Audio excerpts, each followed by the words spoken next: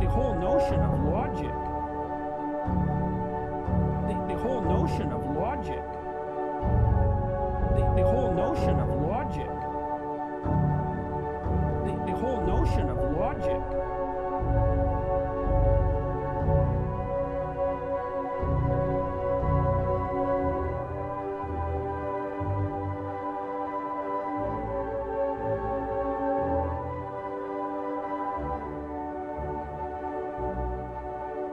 The whole notion of logic, the whole notion of logic.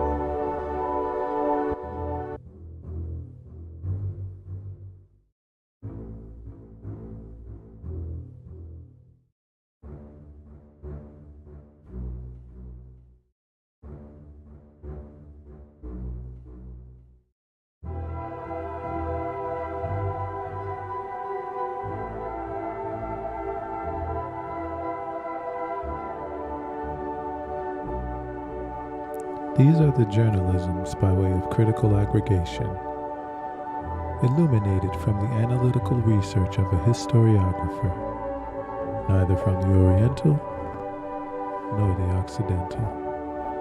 Your engagement through a like, a share, and a subscribe will accelerate us at warp speed towards the continuation of our mission to truthfully go where no news will have been going before.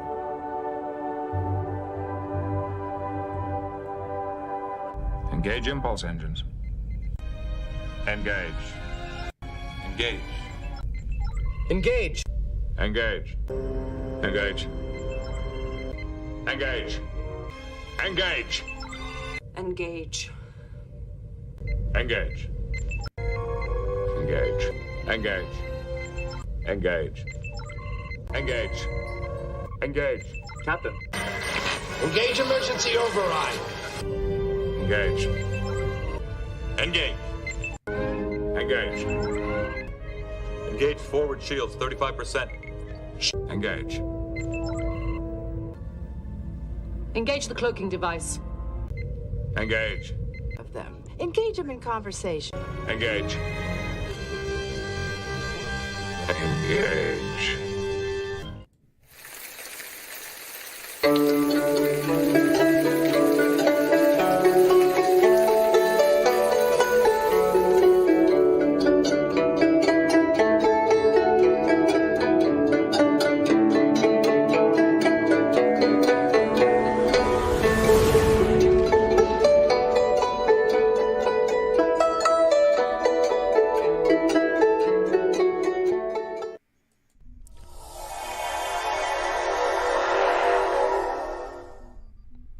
Silicon Valley Bank closes. News coming up.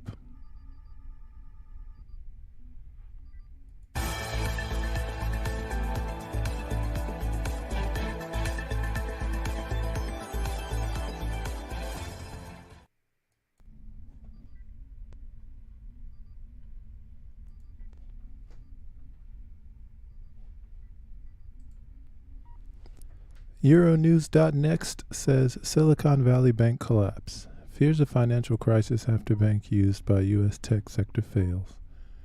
U.S. regulators rushed to seize the assets of Silicon Valley Bank on Friday after a run on the bank, the largest failure of a financial institution since the height of the financial crisis more than a decade ago.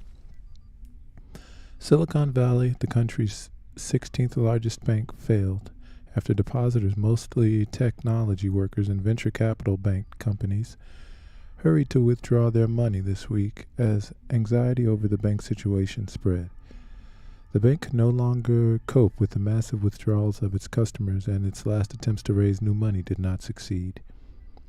U.S. authorities therefore officially took possession of the bank and entrusted its management to the U.S. agency responsible for guaranteeing deposits, the FDIC. Little known to the general public, SVB has specialized in financing startups and had become one of the largest banks in the U.S. by asset size. At the end of 2022, it had 209 billion, 196 billion euros in assets and about $175.4 billion, or 164.5 billion euros in deposits. Its demise represents not only the largest bank failure since that of Washington Mutual in 2008, but also the second largest failure of a retail bank in the United States.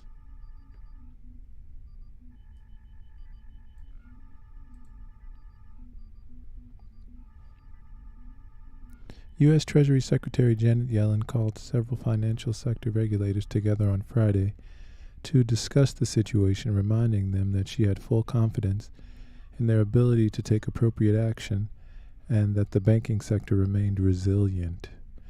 Outside the bank's Santa Clara headquarters in California on Friday, a few nervous customers wondered how they could access their funds, some trying to guess what was going on through the closed glass doors.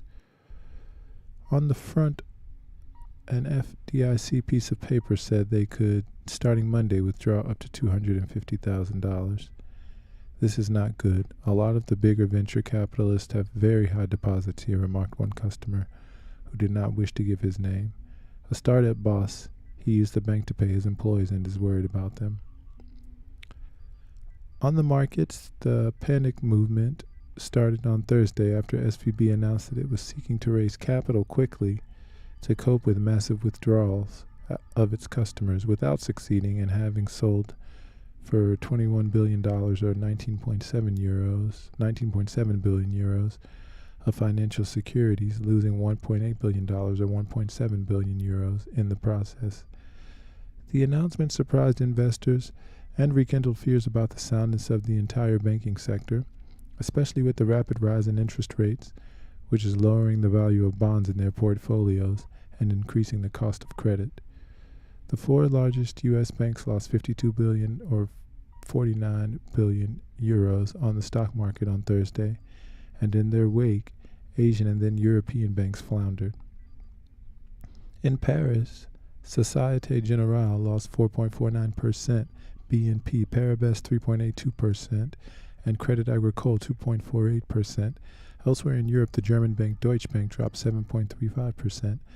The British bank Barclays 4.09% and the Swiss UBS 4.53%. On Wall Street, the big banks recovered Friday after the rout of the previous day. JP Morgan Chase took 2.54%, while Bank of America and Citigroup lost less than 1%. Mid-sized banks, or more focused on one type of customer, on the other hand, faced greater turmoil, with First Republic, for example, dropping nearly 15%, and Signature Bank, close to the cryptocurrency scene, dropped 23%. As is often the case in finance, the problem didn't come from where we expected, says Alexander Yoakum of CFRA. A lot of observers were wondering about the debt piling up on credit cards or in the office real estate market. A bank run was not expected, a chain reaction that begins with massive customer withdrawals, he told AFP. Stephen Ennis, an analyst at SPI Asset Management, is reassuring, estimating low in a note the risk of a capital or liquidity incident among major banks. Since the financial crisis of 2008 and 9, and the collapse of the American bank Lehman Brothers, banks have had to provide their national and European regulators with reinforced proof of solidity. For example, they must justify a higher minimum level of capital to absorb any losses. For Morgan Stanley analysts, the funding pressures facing the SVB are very unique, and other banks are not facing a liquidity crunch.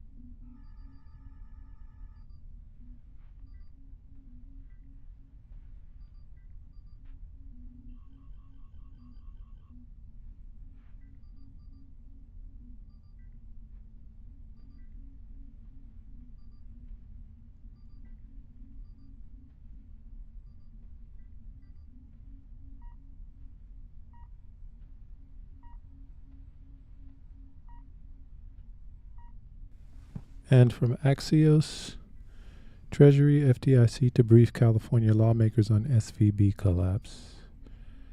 U.S. Treasury and Federal Deposit Insurance Corp. FDIC officials plan to brief members of California's congressional delegation on the collapse of Silicon Valley Bank, Axios has learned.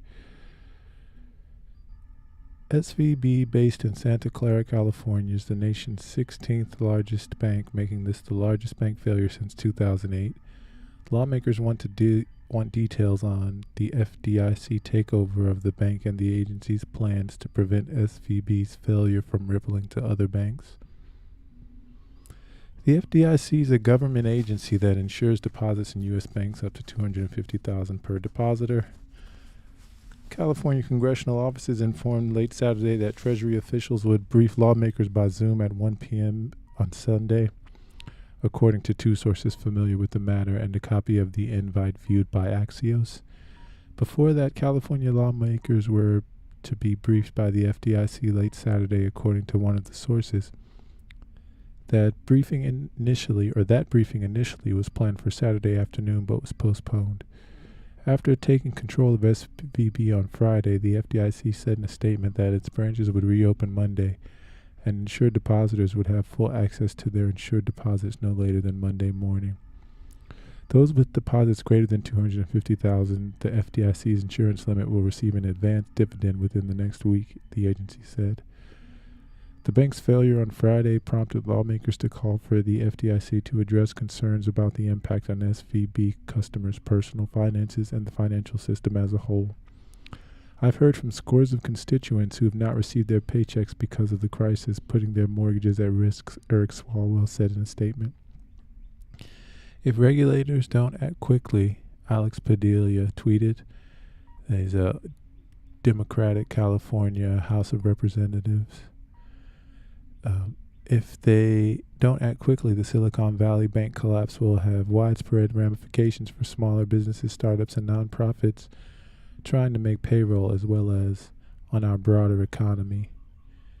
Kevin Mullen tweeted, he's a representative from California, "My colleagues and I are asking the FDIC and other relevant federal agencies for a briefing and full clarity to SVB depositors. Representative Maxine Waters, the ranking member of the House Financial Services Committee, organized bipartisan briefings for committee members on Friday with officials from the FDIC and Treasury Department, a source familiar with the matter told Axios.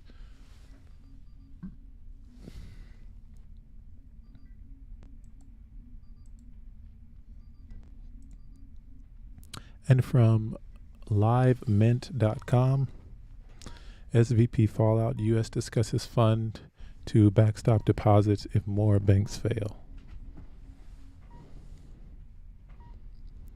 The Federal Deposit Insurance Corp., FDIC, and the Federal Reserve are weighing creating a fund that would allow the regulators to backstop more deposits at banks that run into trouble following Silicon Valley's bank collapse.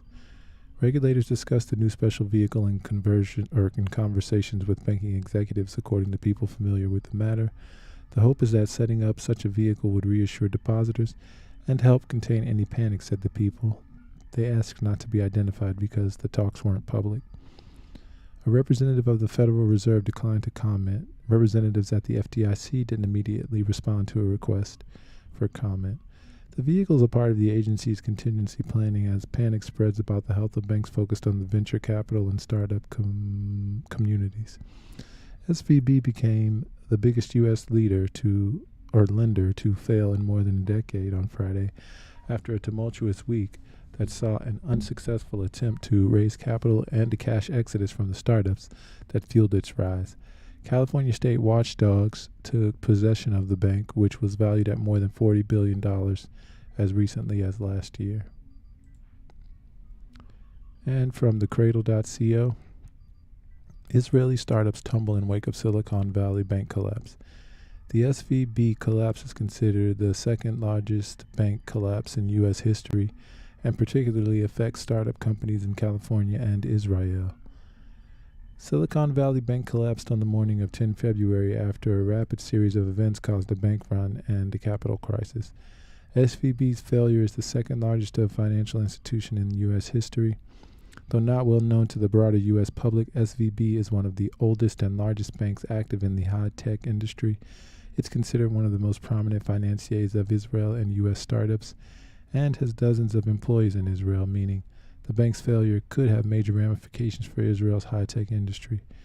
U.S. regulators closed the bank Friday and put it under the control of the U.S. FDIC, which insures bank depositors against losses of up to $250,000.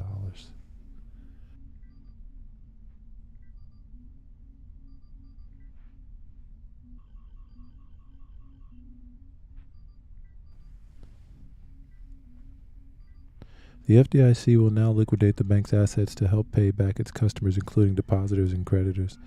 The crisis was triggered on Wednesday when SVB announced it sold a $21 billion bond portfolio at a large loss and that it would sell $2.25 billion in new shares of the bank's stock to raise money and shore up its balance sheet. The news triggered panic among key venture capital clients of the bank who reportedly advised companies borrowing from the bank to withdraw their deposits. In response, SVB shares plummeted by more than 60% on Thursday during the regular market trading session and lost another 20% in after-hours trading. By Friday morning, the collapsing stock price had made it impossible to raise new capital by selling stock, and although the bank tried to look for other solutions, including a sale to another bank, regulators intervened and closed the bank down.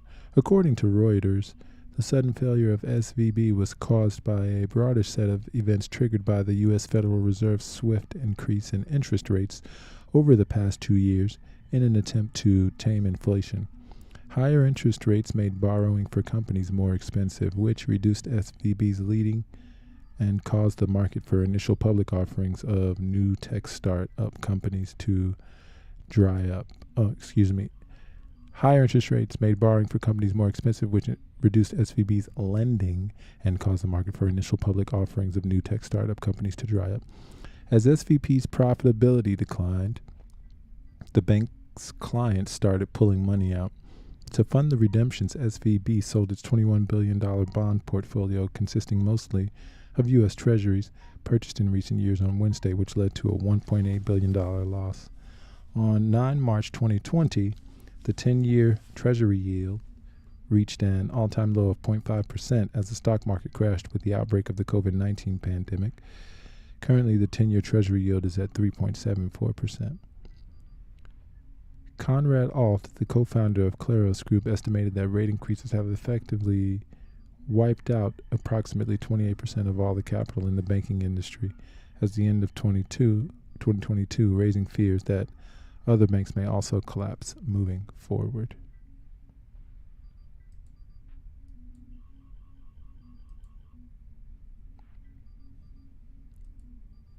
Here's a clip from Iran's Press TV on the matter. Isn't that a worrying sign that we have to wait?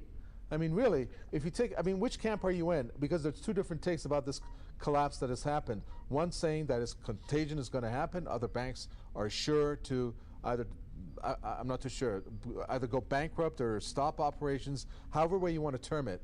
And there are others that say no, banks actually are in a good financial standing, and that's not going to happen. So where does it stand? Well, I think it partially depends on the bank and their business. And I don't have, in my head a encyclopedic knowledge of all these major banks. All right, I think that it stands. Yes, it's worrisome. The fact that you were sitting around on Saturday and you've got 2,500 small businesses who've desperately tried to move their money from the Silicon Valley Bank to other banks so they can operate on Monday morning. They're the ones who are worried, and of course, observing this and reading, the tales of woe in the paper about this and that company who's had a quarter of, millions of dollars, now they can't get it. Of course it's worrying. And yes, it's disturbing that you should have the most powerful economic system in the world waiting for 24 hours to see if there's going to be a collapse. Obviously, there's a problem. The fundamental problems, though, are that to start, a whole train. The Federal Reserve says, well, we're going to solve inflation by attacking working people, by increasing employment and raising interest. Well, what do you think is going to happen? What's going to happen is that money available to startups is going to become more expensive, and they're going to be looking around for other ways to deal with it. And so you begin to undermine that industry. And that's what's happened here. They began to go to the SVG and say, we need more cash. SVG is looking around and said, well, all right, gee, we're a little short. Sell the bonds, and oh my God, why are you short on cash? What's going on over there? And so you have these contradictory effects. Yes, we put in a tremendous amount of money. The American government put in $1.some-odd trillion to what? To a social safety net, fundamentally, that had been underfunded for a quarter of a century. Your inconsistencies are glaringly obvious. Okay, and so what we did is we reached the minimum standard that most people in the developed world had for 18 months, incidentally. It's all gone away now. So we're not talking about an investment in productive efforts in this COVID business. We're talking about making good on a quarter of a century of unpaid debt, in a certain sense, to people. Just now, in the last year or so, Biden and his advisors, geez, we gotta do something. We're losing the productivity battle, not something major. It's just, so these things are all happening at once, Sure. and I think are mutually contradictory and hence very, very difficult of solution. There's so many points you raised there. My mind just stopped, I think, halfway through what you just said. So I apologize for that. Yes. Those are all salient points that were made in the articles that we read, especially the ideas of the tailspin of the continuance of failures of banks and of liquid assets. And this is Jim Cramer and his varying positions on SVB. In history. The ninth best performer year to date is SVB Financial. Don't yawn. This company's a merchant bank with a deposit base that Wall Street had been mistakenly concerned about. SVB, it's the old Silicon Valley Bank, has always been a very good business. Recently bought one of our favorite research firms, Moffett-Nathanson, and it's become less dependent upon private equity and venture capitalist offerings. Wait a second. Those dried up last year. They could come back. Yeah, some of them come back here with the stock directly affects an oversold position. In the blast zone, stock was the fourth worst performer in 2022. I think the fears were not justified, and it's a very compelling situation. Hey, by the way, stock's still cheap. Long-term private equity and venture capital, they're not going away. Being the banker to these immense pools of capital has always been a very good business. Well, it's Now, just nothing you have to talk remember about. that a stock that falls 66%, like SVB Financial did last year, it takes it a lot more to recover. After losing 2/3 of your value, you need a 200% gain to get back to even. This is arithmetic. Some people call it geometry. Stock's still cheap. So you could argue SVB's nearly 40% rally this year is barely a drop in the bucket. And that's how I want you to think it. I think it's also a good example of why these bounce back moves might be far from over. This is one of those where why don't we wait until we see? I mean, we got a couple of minutes. I've learned enough in my lifetime that if I have to wait 11 minutes for an answer, I'd rather wait 11 minutes. Stock's still cheap. As in, what we got here is a failure to communicate. Has always been a very good business. SVB downplayed that it was getting killed on its bond portfolio each time the Fed raised interest rates. The bank didn't signal that it had too many bad loans. They were backed up in stock. Stock's still cheap. In startups that haven't been able to come public. Your inconsistencies because there's no are glaringly obvious. Appetite for IPOs when the Fed's tightened aggressively. It should have been raising money like crazy for months, like some of the other banks out there. I think SVB is pretty similar to what happened to Penn Square roughly 40 years ago. This was a reckless bank that made a ton of loans against then the red-hot commodity of oil. Some people call it geometry. So to make it clear, the collapse of SVB has huge ramifications beyond the tech world. But I actually think the biggest impact is that it'll be the thing that keeps the Fed from wrecking the entire economy. Far from over, because the most overheated part of this economy has already been frozen. It's short-term bad, but longer-term, I will tell you, very, very good. Unless you live and work in the blast zone, or you bank at Silicon Valley Bank.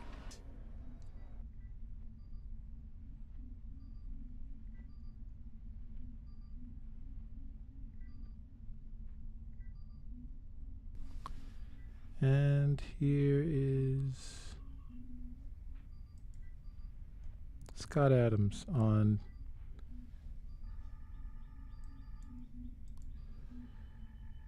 Kramer.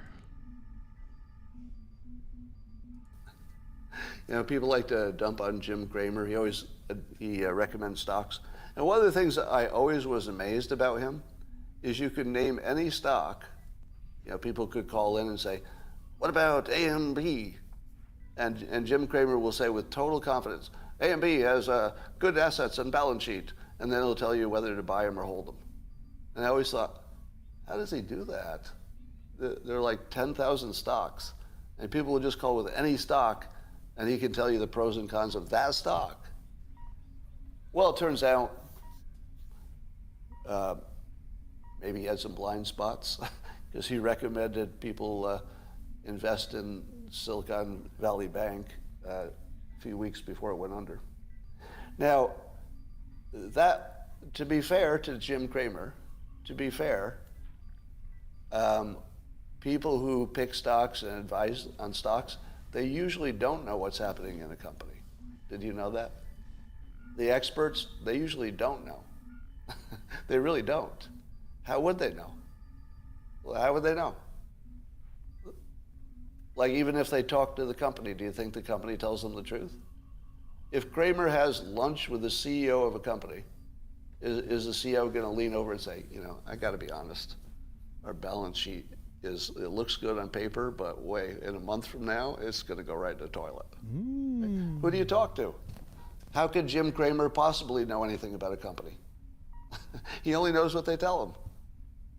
And that's usually a lie. What is this nothing you talk about? Spinning things. So his business model has a flaw that people imagine that anybody can pick stocks accurately. It's not actually even a thing. It's not something that Cramer is doing poorly. It's actually not a thing. Does that make sense? He's in the job of picking stocks, and picking individual stocks and winning at it is not even a thing. Ask Warren Buffett. Hey, Warren Buffett, do you think it's a good idea for individual investors to pick individual stocks based on their own research and maybe the advice of experts? He would laugh at you.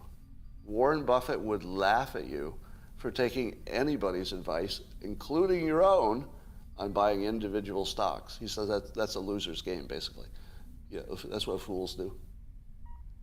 So, did Jim Cramer have a bad month, or is what he does impossible by definition? Well, not definition, but it's impossible in the real world. So it's just sort of guessing in the end. Yeah. So I'm not sure he had a bad month. I think he was doing something that isn't even possible, and we should not be surprised he didn't succeed this one time. Yeah, I'm sure he's got lots of others wrong, but how? Of course. Somebody asked Elon Musk on Twitter about buying the failed bank and making it a digital bank. Now, that's too big of a question for me to know whether that's a good or bad idea.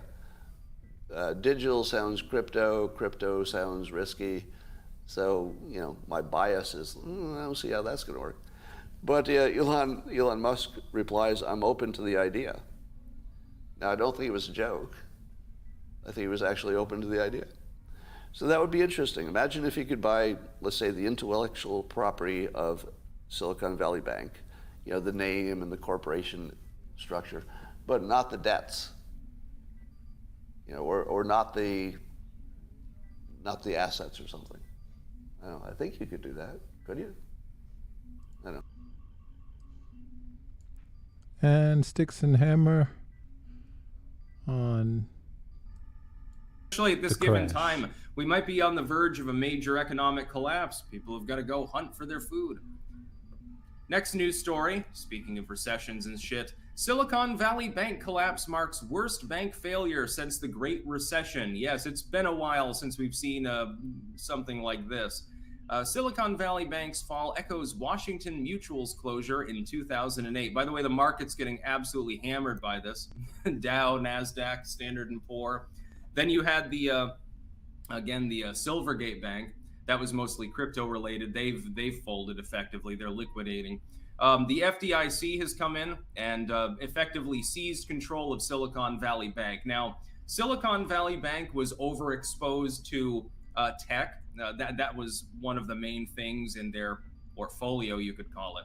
And so because tech has fallen off a goddamn cliff lately, over the last couple of years, some companies have lost more than half of their on-book value. Naturally, they had some trouble. a few issues were there. By the way, people withdrawing money mysteriously before the bank run began, including, I think, their CEO. I have a feeling there were some shenanigans going on there. Millions and millions of dollars. See, here's the problem. Silicon Valley Bank had a valuation of over $200 billion. That's billion with a B. So this is a big one. It's a top 20 bank in the United States. Here's the problem. Because the FDIC is only insuring up to $250,000 in virtually all of these cases, and not everything's insured at all that was held by this bank, some people might be screwed, blued, and tattooed. You see, having more than $250,000 may not sound like a lot to a lot of people. May sound like a lot to a lot of people, rather. Here's the thing, though.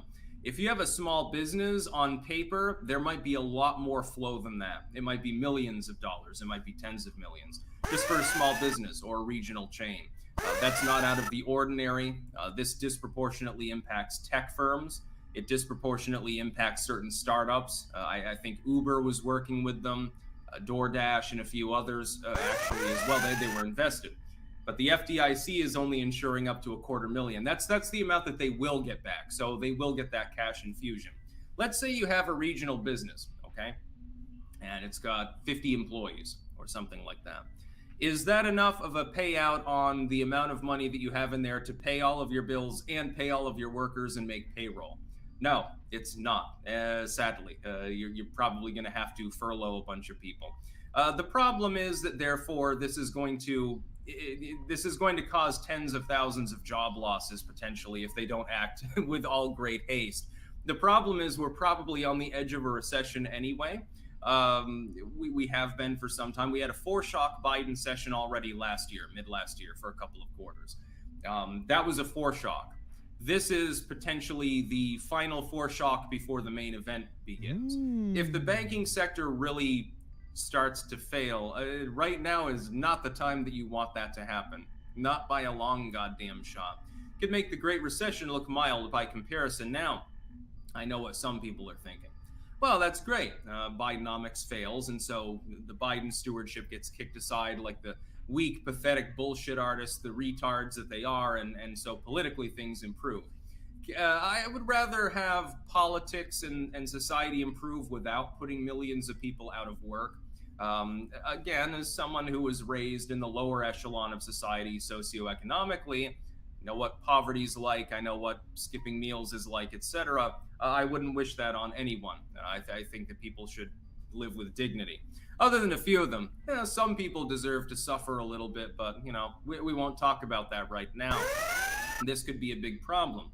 Because while they're saying, don't worry, contagion won't happen because we've got regulations in place that were passed in 2008, do I really believe them? Do I believe that the Fed, the FDIC, etc., really have a handle on the situation? Well, if I look historically, every other time that they've used new regulations to prevent this kind of eventuality, it fails. So I'm really, really skeptical as to whether it won't fail this time. Now, I'm glad that I don't use this particular bank, of course.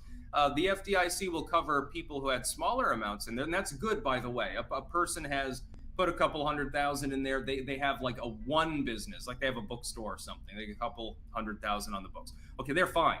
They're perfect. They're insured. They'll be taken care of. They'll get their money. That's wonderful. That's great. It's very helpful. What about the larger businesses? See, the problem is they have more employees. We're talking about potentially hundreds of thousands of people that could end up not being able to go to work because there's no money to pay them, at least temporarily. That's going to hurt the unemployment rate. I think that'll be a little bit of a problem. And of course, when you get two fairly major banks, this one the bigger one, but then also Silvergate, major in crypto at least, tanking on the same day and going under, naturally people are worried. And then investors get worried and they start pulling their money, and then things begin to death spiral. Sort of how the Great Recession happened. A bunch of money was sucked back out of the markets because people were afraid. In some cases, the fear wasn't even legitimate, but they still pulled their money back out. So this could be a real goddamn problem.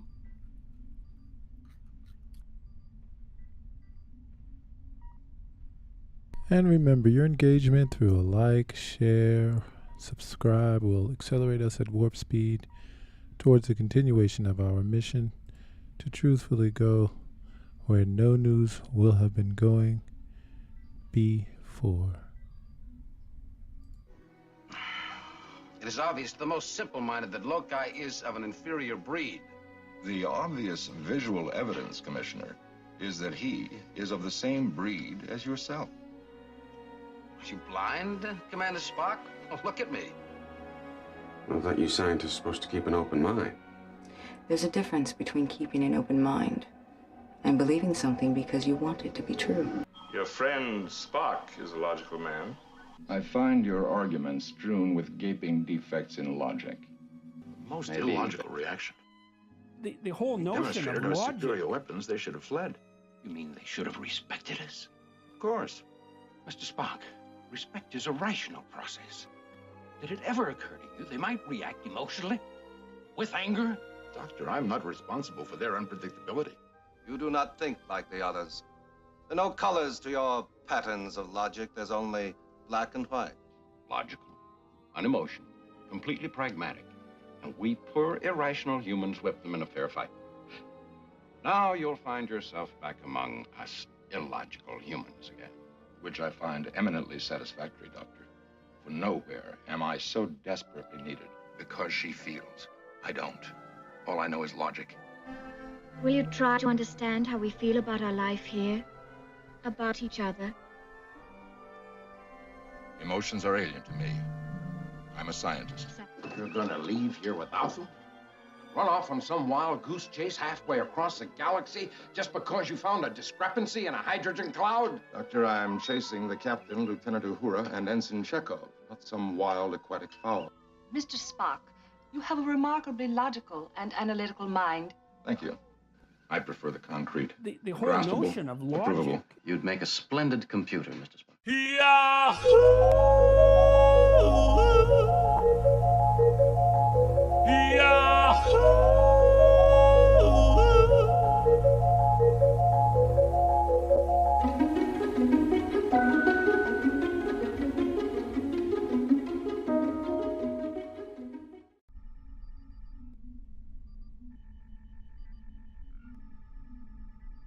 Israeli opposition leaders slam Netanyahu over Saudi-Iran deal. This is from PalestineChronicle.com. Israel opposition leaders slammed Prime Minister Netanyahu over the Saudi-Iran deal, Israeli media reported on Friday. Iran and Saudi Arabia agreed to reestablish diplomatic ties on Friday after talks in Beijing between top security officials from the two countries.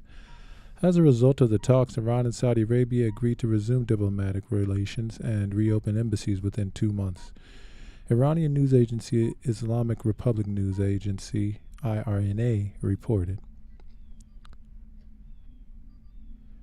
Commenting on this, Israeli opposition leader Yair Lapid announced the agreement between Saudi Arabia and Iran reflects the complete and dangerous failure of the Israeli government foreign policy.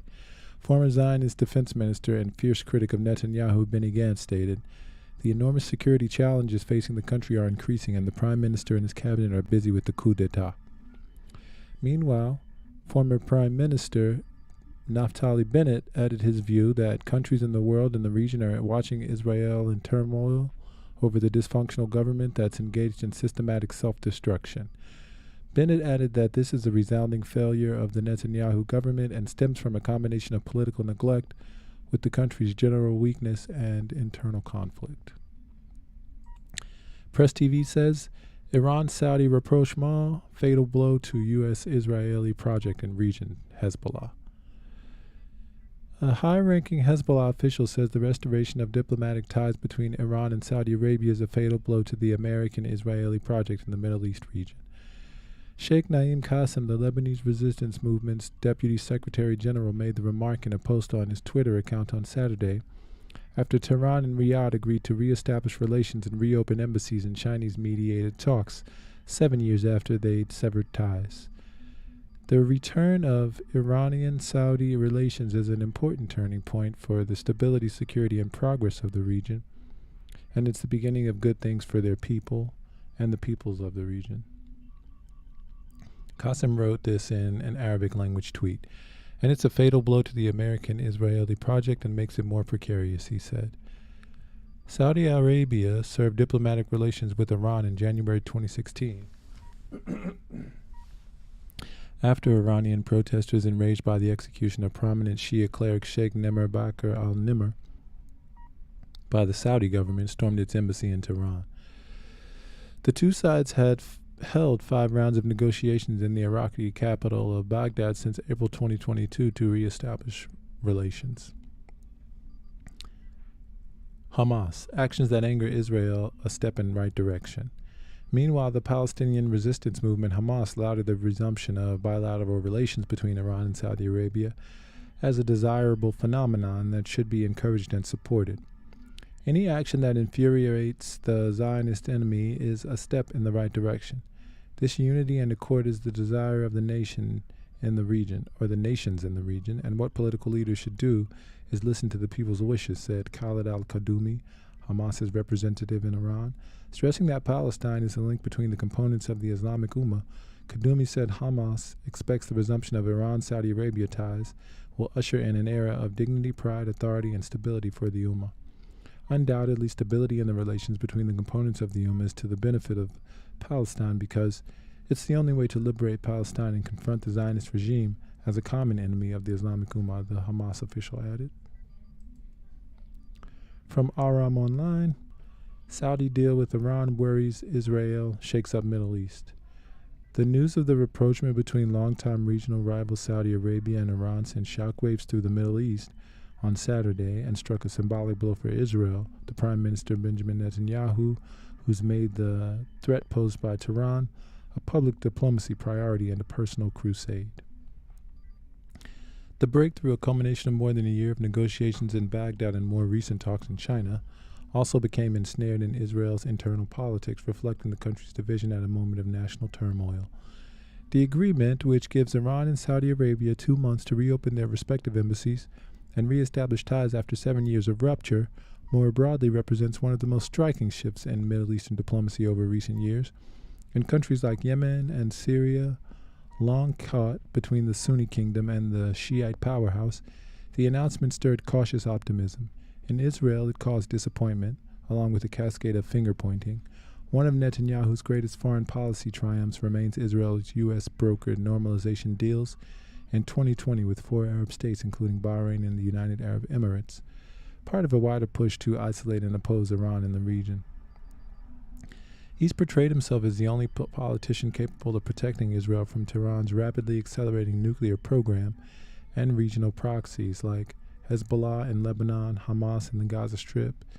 Israel and Iran have also waged a regional shadow war that's led to suspected Iranian drone strikes on Israeli-linked ships ferrying goods in the Persian Gulf, among other attacks. A normalization deal with Saudi Arabia, the most powerful and wealthy Arab state, would fulfill Netanyahu's prized goal, reshaping the region and boosting Israel's standing in historic ways. Even as backdoor relations between Israel and Saudi Arabia have grown, the kingdom has said it won't officially recognize Israel before a resolution to the decades-long Israel-Palestinian conflict. Since returning to office late last year, Netanyahu and his allies have hinted that a deal with the kingdom could be approaching. In a space to American Jewish leaders last month, Netanyahu described a peace agreement as a goal that we're working on in parallel with the goal of stopping Iran. But experts say the deal that broke out Friday has thrown cold water on those ambitions. Saudi Arabia's decision to engage with its regional rival has left Israel largely alone as it leads the charge for diplomatic isolation over Iran and threats of unilateral military strikes against Iran's nuclear facilities. The UAE also resumed formal relations with Iran last year. It's a blow to Israel's nation and effort in recent years to try to form an anti-Iran bloc in the region, said Yoel Gozonsky, an expert on the Persian Gulf at the Institute for National Security Studies, an Israeli think tank. If you see the Middle East as a zero-sum game, which Israel and Iran do, a diplomatic win for Iran is very bad news for Israel. Even Danny Danon, a Netanyahu ally and former Israeli ambassador to the UN, who recently predicted a peace agreement with Saudi Arabia in 2023, seems disconcerted. This is not supporting our efforts, he said, when asked about whether the rapprochement hurt chances for the kingdom's recognition of Israel. In Yemen, where the rivalry between Saudi Arabia and Iran is played out, with the most destructive consequences, both warring parties were guarded but hopeful. A Saudi-led military coalition intervened in Yemen's conflict in 2015, months after the Iran-backed Houthi militia seized the capital of Sana'a in 2014, forcing the internationally recognized government into exile in Saudi Arabia. The Houthi rebels welcomed the agreement as a modest but positive step. The region needs the return of normal relations between its countries, through which the Islamic Society can regain security lost from foreign intervention, said Houthi spokesman and chief negotiator Mohammed Abdul Salam. The Saudi-backed Yemeni government expressed some optimism and caveats. The Yemeni government's position depends on actions and practices, not words and claims, it said, adding it would proceed cautiously until observing a true change in Iranian behavior. Analysts did not expect an immediate settlement to the conflict, but said direct talks and better relations could create momentum for a separate agreement that may offer both countries an exit from a disastrous war. The ball now is in the court of the Yemeni domestic warring parties to prioritize Yemen's national interest in reaching a peace deal and be inspired by the initial positive steps, said Afra Nasser, a non-resident fellow at the Washington-based Arab Center. Anna Jacobs, senior Gulf analyst with the International Crisis Group, said she believed the deal was tied to a de-escalation in Yemen. It's difficult to imagine a Saudi-Iran agreement to resume diplomatic relations and reopen embassies within a 2-month period without some assurances from Iran to more seriously support conflict resolution efforts in Yemen, she said. War-scarred Syria similarly welcomed the agreement as a move towards easing tensions that have exacerbated the country's conflict. Iran has been a main backer of Syrian President Bashar Assad's government, while Saudi Arabia supported opposition fighters trying to remove him from power. The Syrian Foreign Ministry called it an important step that will lead to strengthening security and stability in the region.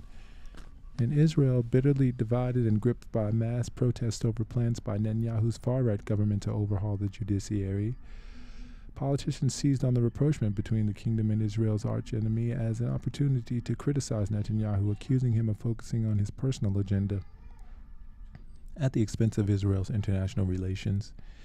Yair Lapid, the former prime minister and head of Israel's opposition, denounced the agreement between Riyadh and Tehran as a full and dangerous failure of the Israeli government's foreign policy. This is what happens when you deal with legal madness all day instead of doing the job with Iran and strengthening relations with the U.S., he wrote on Twitter. Even Yuli Edelstein from Netanyahu's Likud party blamed Israel's power struggles and headbutting for distracting the country from its more pressing threats. Another opposition lawmaker, Gideon Saar, mocked Netanyahu's goal of formal ties with the kingdom. Netanyahu promised peace with Saudi Arabia, he wrote on social media. In the end, Saudi Arabia did it with Iran. Netanyahu, on an official visit to Italy, declined a request for comment and issued no statement on the matter, but quotes to Israeli media by an anonymous senior official in the delegation sought to put blame on the previous government that ruled for a year and a half before Netanyahu returned to office. It happened because of the impression that Israel and the U.S. were weak, said the senior official, according to the Haaretz Daily, which hinted that Netanyahu was the official. Despite the fallout for Netanyahu's reputation, experts doubted the Detente would harm Israel. Saudi Arabia and Iran will remain regional rivals, even if they open embassies in each other's capitals and Gozonsky. And like the UAE, Saudi Arabia could deepen relations with Israel, even while maintaining a transactional relationship with Iran. The low-key arrangement that the Saudis have with Israel will continue, said Umar Karim, an expert on Saudi politics at the University of Birmingham, noting that the Israeli occupation of the West Bank remained more of a barrier to Saudi recognition than differences over Iran.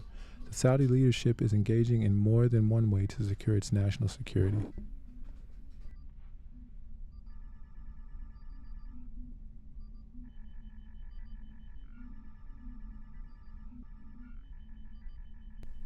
From Memo, Middle East Monitor, Netanyahu slammed by political foes over Saudi-Iran rapprochement. Israeli politicians use a surprising Saudi-Iran rapprochement to stage a severe attack on Prime Minister Benjamin Netanyahu, Israeli media reported on Friday. Iran and Saudi Arabia agreed to re-establish diplomatic relations on Friday after talks in Beijing between top security officials from the two rival countries. As a result of the talks, Iran and Saudi Arabia agreed to resume diplomatic relations and reopen embassies within 2 months. And that's from IRNA. Commenting on this, Israeli opposition leader Yair Lapid announced, the agreement between Saudi Arabia and Iran reflects the complete and dangerous failure of the Israeli government foreign policy. Former defense minister and fierce critic of Netanyahu, Benny Gantz, stated the enormous security challenges facing the country are increasing and the prime minister and his cabinet are busy with the coup d'etat. Meanwhile, former Prime Minister Naftali Bennett added his view that countries in the world and the region are watching Israel in turmoil over the dysfunctional government that's engaged in systematic self-destruction. This is what happens when one deals with legal insanity all day, instead of doing one's job against Iran and strengthening relations with the United States. This delivers a fatal blow to efforts to build a regional coalition against Iran. Bennett stressed that this is a resounding failure of the Netanyahu government and stems from a combination of political neglect with the country's general weakness and internal conflict. From Al-Bawaba, Saudi-Iran deal worries Israel and sidelines the U.S. A China-brokered deal that's longtime regional rivals Saudi Arabia and Iran, ending years of estrangement, dealt a blow to Israel Prime Minister Benjamin Netanyahu, whose top priority is to confront Tehran's threat in the region and sidelines the United States, the only global superpower that traditionally engages in the Mideast's political intricacies. The breakthrough, announced in Beijing on Friday, is a culmination of more than a year of negotiations in Iraq and more recently closed-door discussions in China. The foreign ministers of both countries are expected to meet in the next few days to hammer out the details. Under the agreement, Iran and Saudi Arabia will patch up their 7-year split by reviving a security cooperation pact, reopening embassies in each other's countries within 2 months, and resuming trade, investment, and cultural accords.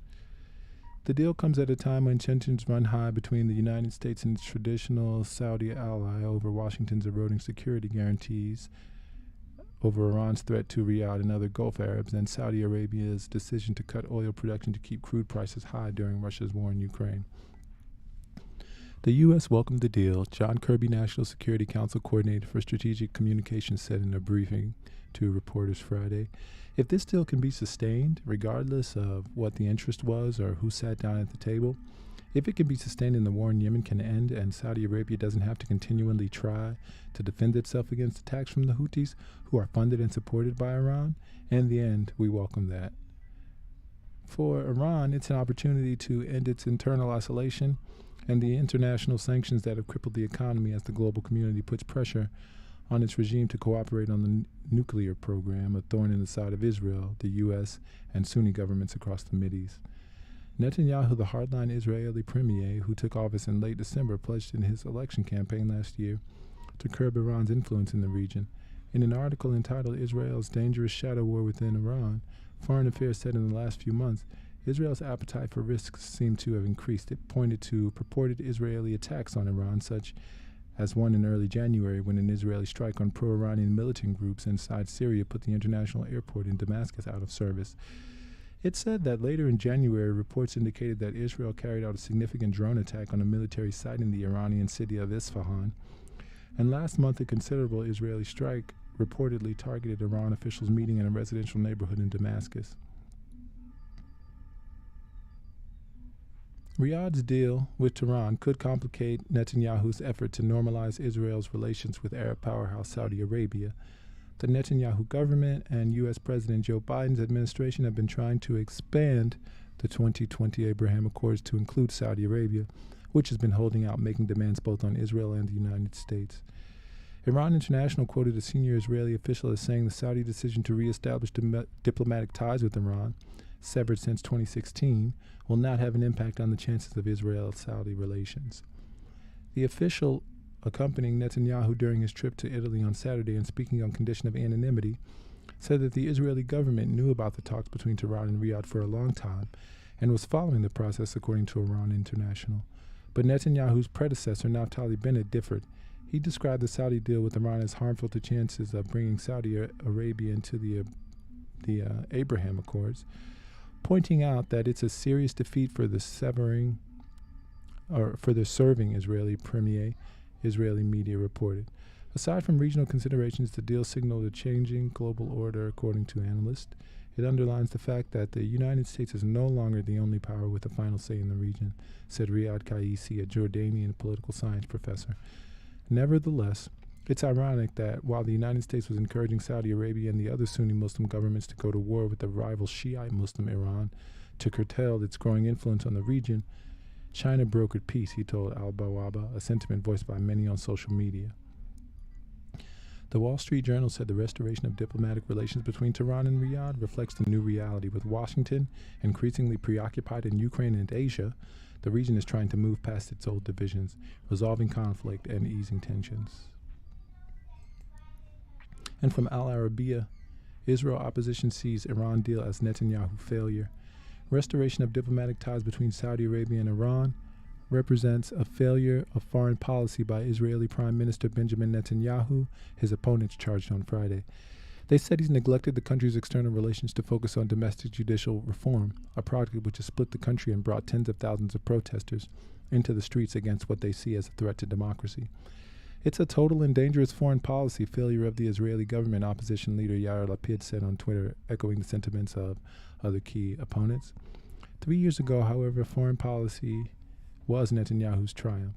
He hailed a new era in relations between Israel and the Arab world, most of which views Israel as a pariah, when his country and the United Arab Emirates agreed to normalize ties. Under the U.S. brokered Abraham Accords, a similar deal was reached with Bahrain and later Morocco. Since the start of that process, Netanyahu never hit his ultimate aim, to bring the world's major Sunni Muslim power, Saudi Arabia, into the Accords as part of a regional alliance against Israel's enemy, Iran. That's not yet happened. Instead, Riyadh and its regional rival, Iran, on Friday said they'd agreed to restore ties and reopen diplomatic missions in a surprise Chinese brokered announcement. Contacted by AFP, Israel's foreign ministry had no immediate comment, but several opposition figures viewed the Riyadh-Tehran rapprochement as a failure for Netanyahu, the country's longest-serving prime minister. He returned to power in December in a coalition with ultra-Orthodox Jewish and extreme-right allies. It's a collapse of the regional defense wall that we began to build against Iran, Lapid continued. This is what happens when you're occupied all day by an insane legal project instead of handling Iran. Israel's entire political elite says they see an existential threat, in Iran's controversial nuclear program. Tehran denies seeking to acquire an atomic weapon. Justice Minister Yariv Levin, named to Netanyahu's cabinet in December, announced measures which would give more weight to the government in the committee that selects judges and would deny the Supreme Court the right to strike down any amendments to Israel's quasi-constitution. Netanyahu staged his comeback to head the government 18 months after his ouster following 12 continuous years in office. During his record term as premier, Netanyahu was a strong opponent of easing pressure on Iran. Former Defense Minister Benny Gantz accused Netanyahu and his cabinet of coup d'etat while the enormous security challenges confronted by the state of Israel increased. Rightist ex-Prime Minister Naftali Bennett, meanwhile, called the Iran-Saudi agreement a political victory for Iran, a fatal blow to efforts at building a regional coalition against it, and an astounding failure of the Netanyahu government. And from the cradle, Arab world hails Iran-Saudi reconciliation as Israeli leaders trade blame. While resistance leaders across West Asia celebrated the news, the Israeli government blamed the weakness of former officials and of the current U.S. government. Nations from across the Arab world are hailing the restoration of diplomatic ties between Iran and Saudi Arabia after 7 years of tension. Following several rounds of talks hosted by Iraq, Oman, and China on 10 March, officials from the two West Asian powerhouses agreed to reopen their embassies and mission within the next 2 months. The return of normal relations between Iran and Saudi Arabia provides great capacities to the two countries, the region, and the Islamic world, Iranian Foreign Minister Hossein Amir Abdollahian tweeted on Friday, highlighting that President Ibrahim Raisi's Look East policy is strongly moving in the right direction. Israel was the only nation in West Asia where the announcement caused alarm. A senior official in Netanyahu's far-right government blamed the combined weakness of the previous Israeli government and U.S. President Joe Biden for the deal between Tehran and Riyadh. There was a feeling of American and Israeli weakness, so Saudi Arabia turned to other channels, the unnamed senior Israeli official told reporters traveling with Netanyahu in Italy. The same official also claimed that Israel's bid to normalize ties with Saudi Arabia will not be hurt by the restoration of ties between Iran and Saudi Arabia. What happens on the diplomatic level is not what happens under the surface, he said, according to Israel public broadcaster Khan and Reshet 13 News. What is this nothing you talk about? Meanwhile, former Israeli Premier Yair Lapid, who's been participating in mass anti-government protests over recent weeks, placed the blame for the deal at Netanyahu's feet. The agreement between Saudi Arabia and Iran reflects the complete and dangerous failure of the Israeli government's foreign policy, Lapid said.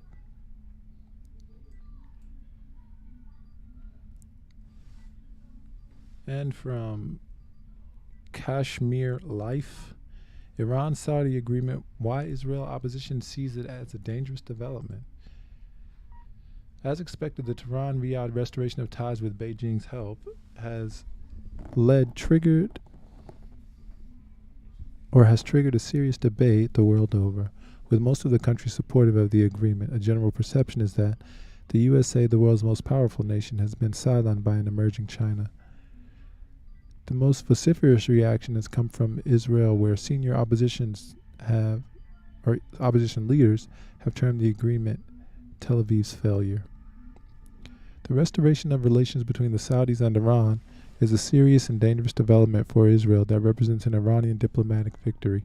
It represents a critical blow to efforts to build a regional coalition against Iran. Naftali Bennett, Israel's former prime minister, was quoted as saying by the Times of Israel, "This is a resounding failure of the Netanyahu government and is the result of a combination of diplomatic neglect, general weakness, and internal conflict in the country." Bennett was not alone. Yair Lapid, also a former prime minister, termed the agreement as a complete failure for Israel, calling it a collapse of our regional defensive walls that had been building against Iran. Iran and Saudi Arabia, barely separated by a 150-mile distance, were representing two extremes in the Middle East. They were literally rivals in most of the conflict areas in the region. Besides, they were using Shia-Sunni sectarianism as part of their foreign policy in other Muslim countries. Israel, it may be recalled here, had normalized relations with Bahrain, Morocco, and the United Arab Emirates in 2020. The agreement with Iran came as Tel Aviv was negotiating a relationship with Riyadh. While these efforts are likely to continue, the possibility of kicking Tehran out of the frame may not be possible. Israel sees Tehran as the enemy and dislikes its nuclear program, and Riyadh was almost thinking on the same terms. This has led to a sort of coalition with the Middle East excluding Iran. The agreement is expected to change that. Israel apart, the response from almost every other power center has been positive. Some Western countries, including USA and France, have responded to the development with a bit of caution. United Nations spokesperson Stephanie Dujarric expressed the gratitude of the United Nations Secretary General to China for hosting the recent talks, and the United Nations Secretary General welcomed the efforts of other countries in this regard, especially the Sultanate of Oman and Iraq. Saudi press agency reported this. The UN spokesman also stated that good neighborly relations between Saudi Arabia and Iran are necessary for the stability of the Gulf region. In Brussels, the European Union has also welcomed the agreement. Generally speaking, we welcome any efforts to help end the war in Yemen and de-escalate tensions in the Middle East region. De-escalation and diplomacy, together with deterrence, are key pillars of the policy President Biden outlined during his visit to the region last year. U.S. NSA spokesperson John Kirby was quoted as saying this. "The Saudis did keep us informed about these talks that they were having, just as we kept them informed on our engagement, but we weren't directly involved. When asked by reporters, Biden said better relations between Israel and the Arab neighbors are better for everybody. What's interesting, however, is that the agreement is being seen as the sidelining of the U.S. in this region. A general impression is that the U.S. was selling arms to fuel the conflicts in the region, and instead China used trade to get the rivals closer. The agreement's expected to have a cooling effect on at least three raging conflicts in the region. In Yemen, Iran was supporting Houthi rebels and Saudi Arabia was funding the exiled government. In Lebanon, Iran was backing Hezbollah and Riyadh money was surviving the Sunni political class. The two countries were the proxy players in Syria, where Iran supported President Bashar Assad, and Riyadh was closer to the so-called rebels. Analysts believe it's too early to predict a major shift as the parties will have to work on the agreement. The divisive political issues in the region have been played for such a long time that converting it into peace will take a long time. Those unhappy can contribute to making the agreement evaporate. And from Axios, senior Israeli official, Saudi-Iran deal result of U.S. weakness on Tehran. The agreement between Riyadh and Tehran to resume diplomatic relations is the result of weakness toward Tehran by the U.S., the West, and the previous Israeli government, a senior Israeli official told reporters on Friday. The big picture. The agreement announced Friday came after mediation efforts by the Chinese government, an achievement that sends a signal to the U.S. about China's role in the Middle East.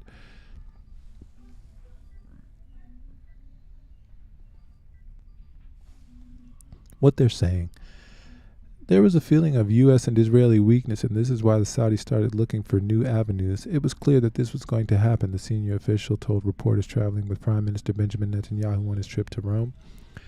The officials claimed that Saudis started talks with Iran in 2021 when they felt the U.S. was rushing for a new nuclear deal with Iran.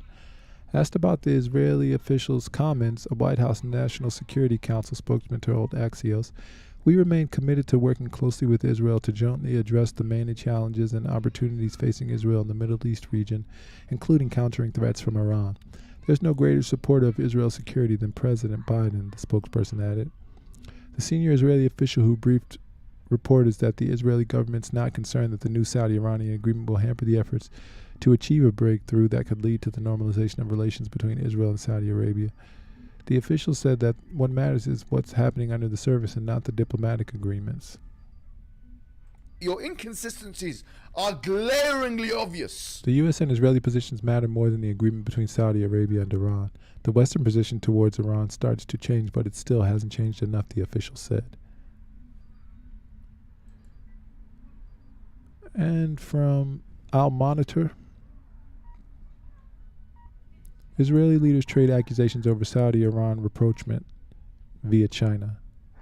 An unnamed senior Israeli political official blamed foreign Prime Minister Yair Lapid and Naftali Bennett Friday for the China broker deal between Saudi Arabia and Iran, renewing diplomatic relations following criticism from the opposition to Benjamin Netanyahu government and missing opportunity to improve relations with Arab states.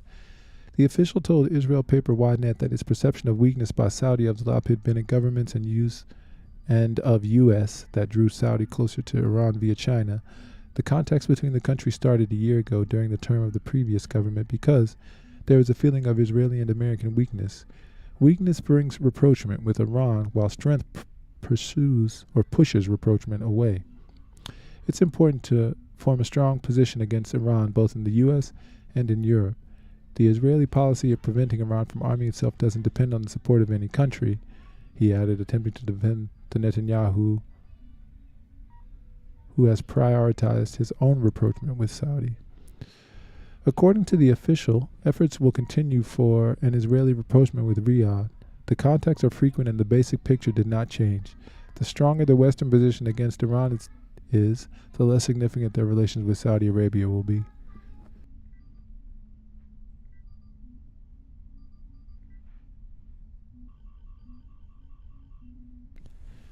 Lapid's office rejected the accusation. It responded, "These are delusional statements. During the period of our government, an aviation agreement was signed with Saudi Arabia and the tripartite security agreement with Saudi Arabia and Egypt." He went on to fault Netanyahu for undermining relations with Washington. All of this came to a halt when the most extreme government in Israel's history was established here, and it became clear to the Saudis that Prime Minister Netanyahu was weak, and the Americans stopped listening to him. Apparently, the Italian wine blurred Mr. Netanyahu's memory.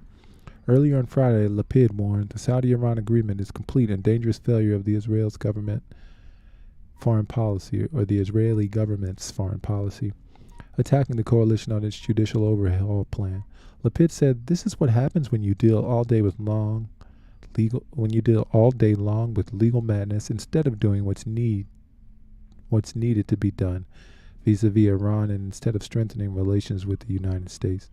Former Prime Minister Naftali Bennett echoed Lapid's statement, saying, "The renewal of relations between Saudi Arabia and Iran is a serious and dangerous development for Israel, a political victory for Iran, and a fatal blow to the effort to build a regional coalition against Iran.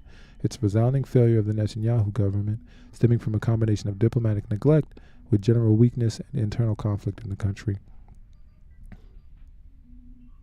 Chair of the Knesset's Foreign Affairs and Security Committee, Yul Edelstein, said that the agreement is very bad for Israel and for the entire free world, adding, "The world does not stop while we are busy here with power struggles and clashes, certainly not our worst enemy." The news of the agreement came as Netanyahu was in Rome for his meeting with Italian Prime Minister Giorgia Meloni, speaking with Italian business people before the publication of the agreement. Netanyahu said, "I think the possibilities will grow beyond imagination if we're successful with another goal that I have, and that's to achieve normalization and peace with Saudi Arabia. One of my central goals is to achieve normalization with Saudi Arabia."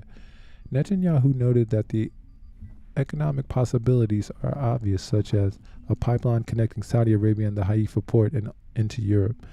The Israeli press noted that Netanyahu's optimistic words before the publication of the agreement clearly showed he was out of the loop, and that the Saudi decision shows that Riyadh does not believe Israel has a viable possibility of striking the Iranian nuclear plans and destroying the Iranian nuclear program.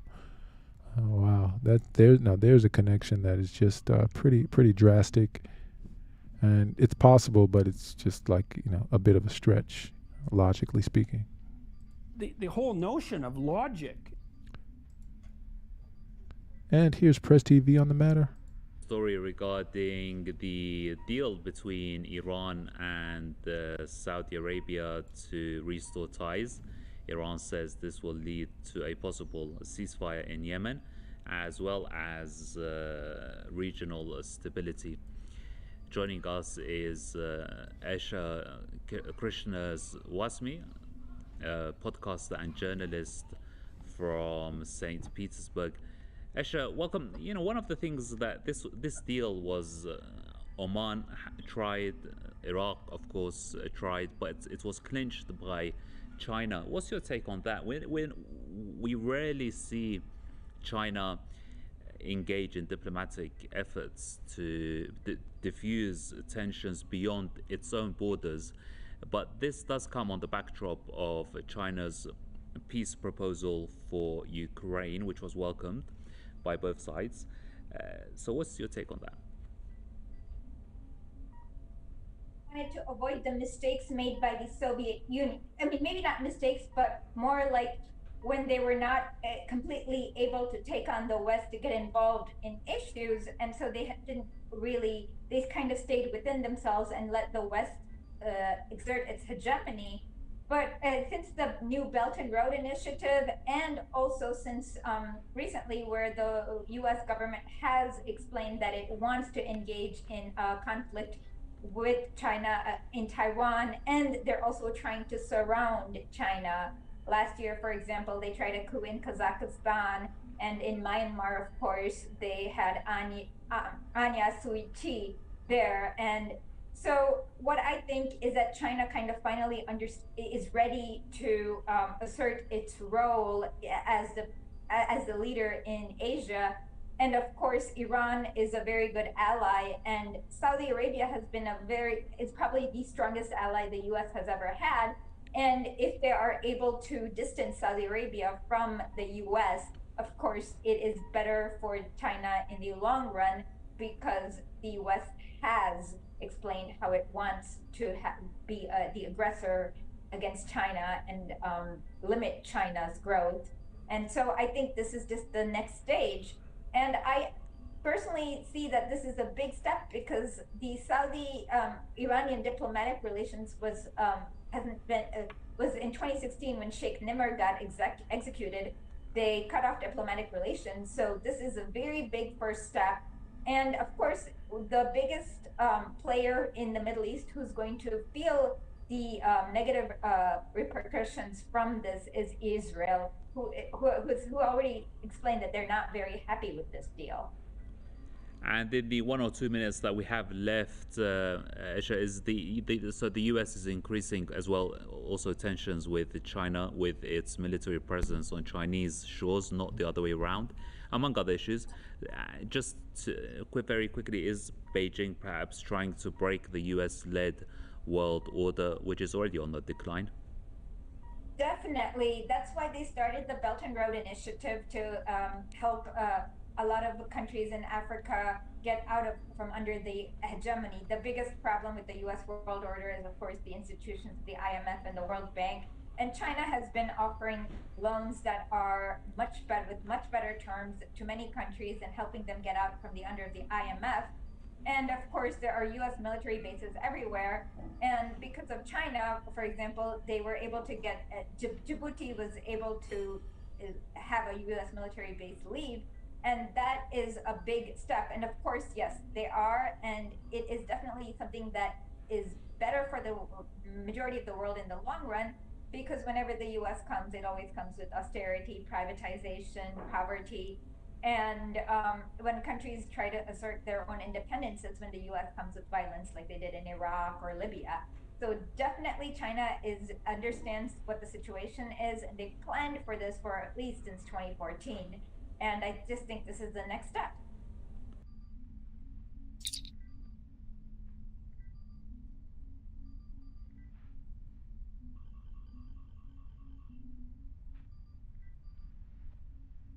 Beam me up, Mr. Spark. Beam me up. Lock on transporters. Beam us up. Beam us up. Quickly. Beam us up home. Beam us up. Prepare to beam us up, Mr. Scott. Beam us up, Mr. Scott. Prepare to beam us up. Mr. Scott, prepare to beam us up. Have Scotty beam us up. Beam us up. Beam us up. Scotty, beam us up fast. Stand by to beam us up. Scotty, beam me up. Beam me up. Beam us up now! Stand by to beam us up. No need to beam me up, sir. The situation is under control.